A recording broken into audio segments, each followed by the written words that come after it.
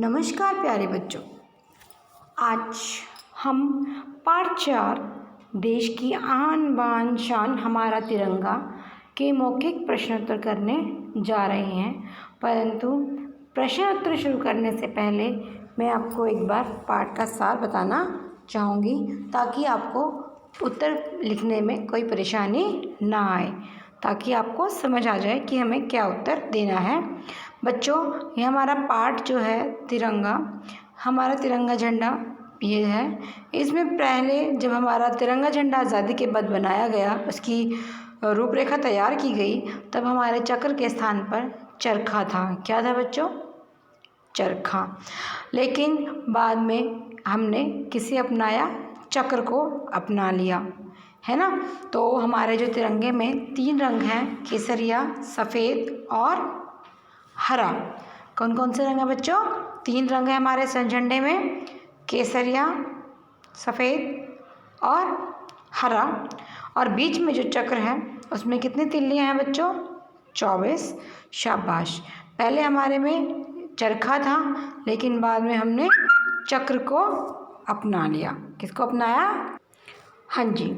और इसके बाद बच्चों, हमारे कुछ राष्ट्रीय देश के जो हमारे राष्ट्र के कुछ चिन्ह हैं, जिसमें कि हमारा राष्ट्रीय ध्वज है, हमारा राष्ट्रीय गान है, राष्ट्रीय गीत है, राष्ट्रीय फूल, राष्ट्रीय पशु और राष्ट्रीय पक्षी, जो कि हमारे देश की पहचान माने जाते हैं।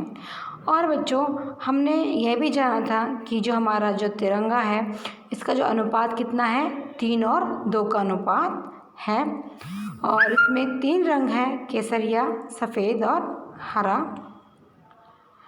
झंडे की जो लंबाई और चौड़ाई अनुपात में है, 3:2 में। और जो हमारा देश है, इसमें जो 3 देश के जो झंडे में 3 रंग हैं, तीनों ही अलग अलग विशेषता रखते हैं, अलग अलग चीज़ों के प्रतीक हैं। जैसे बच्चों, केसरिया रंग किसका प्रतीक है बच्चों? केसरी रंग हमारे देश के वीरों के बलिदान का प्रतीक है। सफ़ेद रंग हमारे देश की शांति का प्रतीक है और हरा रंग हमारी सुख समृद्धि का प्रतीक माना जाता है। बच्चों, हमने यह पाठ हमने पढ़ा था। इस पाठ में हमने झंडे के बारे में पढ़ा था कि उसमें कौन कौन सी बातें ध्यान रखनी चाहिए। यह सिल्क का होना चाहिए, खादी कपड़े का होना चाहिए, कॉटन का होना चाहिए, है ना। और झंडे को हमेशा सीधा रखना चाहिए झंडे को, और उसके शीर्ष पर ही झंडा लहराना चाहिए। हमें कटा फटा जो भी झंडा हो उसे नहीं फहराना चाहिए। हमारा जो राष्ट्रीय ध्वज है वह हमारी स्वतंत्रता और पौरुष का प्रतीक है ना। इसके सम्मान और मर्यादा की रक्षा के लिए हमें हमेशा तैयार रहना चाहिए। बच्चों, हमने ये इस पाठ के बारे में पढ़ा था और आज हम इसी से संबंधित प्रश्नोत्तर शुरू करने जा रहे हैं।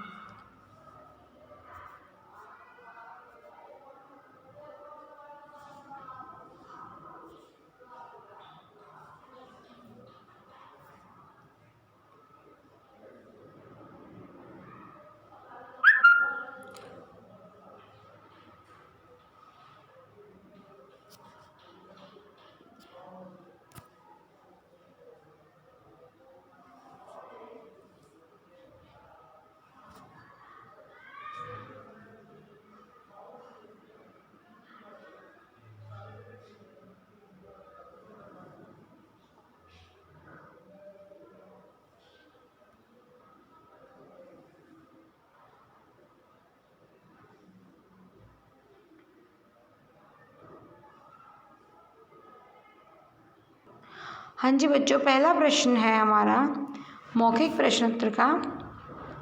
प्रश्न 1, भारत के राष्ट्रीय ध्वज का नाम क्या है? भारत के राष्ट्रीय ध्वज का नाम क्या है? भारत के राष्ट्रीय ध्वज का नाम तिरंगा है। बच्चों, क्या नाम है?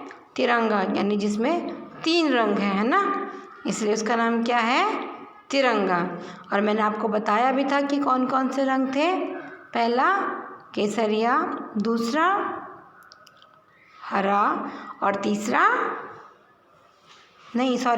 पहला केसरिया, दूसरा सफ़ेद और तीसरा हरा। 3 रंग हैं। ऊपर वाली पट्टी में तो हमारा केसरिया रंग है, बीच वाली पट्टी में सफ़ेद रंग है और सबसे नीचे आखिरी पट्टी में हरा रंग है। अब है प्रश्न 2। तिरंगे में चक्र के स्थान पर पहले क्या था? बच्चों देखो, मैंने आपको बताया भी था कि जब हमने स्वतंत्रता के बाद जब हमारे देश के झंडे का प्रारूप तैयार किया गया, तब जो बीच में चक्र है उसके स्थान पर क्या था? चरखा। यस, क्या था बच्चों? चरखा। तो लेकिन बाद में क्या हो गया? हमने चरखे के स्थान पे खाली क्या ले लिया? चक्र ले लिया। क्या लिया? चक्र। तो तिरंगे में चक्र के स्थान पर पहले चरखा था। क्या था? चरखा। प्रश्न 3। तिरंगे के आकार का अनुपात क्या था? बच्चों क्या है अनुपात? यानी जो तिरंगे का जो प्रारूप है, भारत की जो रूपरेखा है, उसका साइज़ क्या है, क्या अनुपात है, कितना डिफरेंट है? तो तिरंगे के आकार का अनुपात बच्चों 3 और 2 का होता है। अनुपात कितना है? 3 और 2 का अनुपात होता है। बच्चों देखो, अब आपने क्या करना है, इनको साथ साथ याद करने का तरीका कि आप कैसे याद करेंगे। जैसे कि बाकी सब कुछ प्रश्न में से सिर्फ क्या का उत्तर आपने देना है पहले प्रश्न में। जैसे भारत के राष्ट्रीय ध्वज का नाम क्या है? अब क्या की जगह में उत्तर देना है तिरंगा। सिर्फ तिरंगा ही तो लिखना है ना। बाकी सब प्रश्न में से है। भारत के राष्ट्रीय ध्वज का नाम तिरंगा है। अब आपको तिरंगा की जो लिखना कैसे है उसका अभ्यास करना अवश्य ज़रूरी है। तिरंगा में देखो, छपता पे छोटी ती, रंगा, रंग आ, तिरंगा। तो तिरंगा की जो आपको लिखना है वो ध्यान से लिखना, तिरंगा, तिरंगा। समझ आ गया? अब बच्चे, तिरंगे में चक्र के स्थान पर पहले क्या था? बाकी सब कुछ प्रश्न में से सिर्फ चरखा इसका उत्तर है। तो आपको चरखा लिखना आना चाहिए। अगर चरखा गलत लिख दिया इसका मतलब आपका नंबर कट गया, है ना। सो इसका महत्वपूर्ण तो क्या होगा? चरखा। तो चरखा आप गलत नहीं लिखेंगे, चरखा, चरखा। जैसे तिरंगे में चक्र के स्थान पर पहले क्या की जगह क्या आ जाएगा? चरखा, चरखा। ठीक है, था। बाकी सब कुछ प्रश्न में से ही आ जाएगा। अब है तिरंगे के आकार का अनुपात क्या है? अब अनुपात की जगह क्या आ जाएगा? सिर्फ 3 और 2 रेशो, है ना, 3:2। तो तिरंगे के आकार का अनुपात कितना है?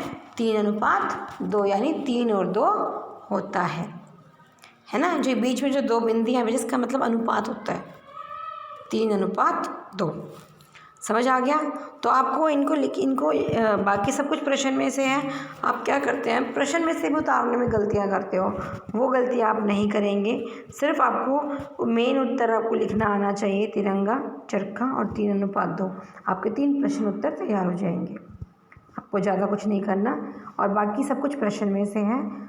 और अब तो मुझे लगता है, उम्मीद है कि आपको याद भी हो गया। अगर मैं आपका सुनने लगूं कि चलो बताओ बच्चों कि तिरंगे के चक्र के स्थान पर पहले क्या था, तो आपको सोचने की जरूरत नहीं पड़ेगी, चरखा था, है ना। चरखा की जगह चक्र यूज़ हो गया। भारत के राष्ट्रीय ध्वज का नाम, ये तो आपको आ गया होगा, तिरंगा। और तिरंगे का अनुपात क्या था? तिरंगे के आकार का अनुपात 3 और 2, यानी 3:2। बस, ठीक है। आपको ये याद करना है और सुंदर सुंदर लेख में अपनी कॉपी में करना है। बच्चे ये 2 बार लिखा गया मौखिक प्रश्नोत्तर, मौखिक प्रश्न आप एक ही बार लिखेंगे। पार्ट 4 मौखिक प्रश्नोत्तर प्रश्न 1, ठीक है। हाँ जी, आपको बहुत सुंदर लेख में ये याद भी करना है और लिखना भी है।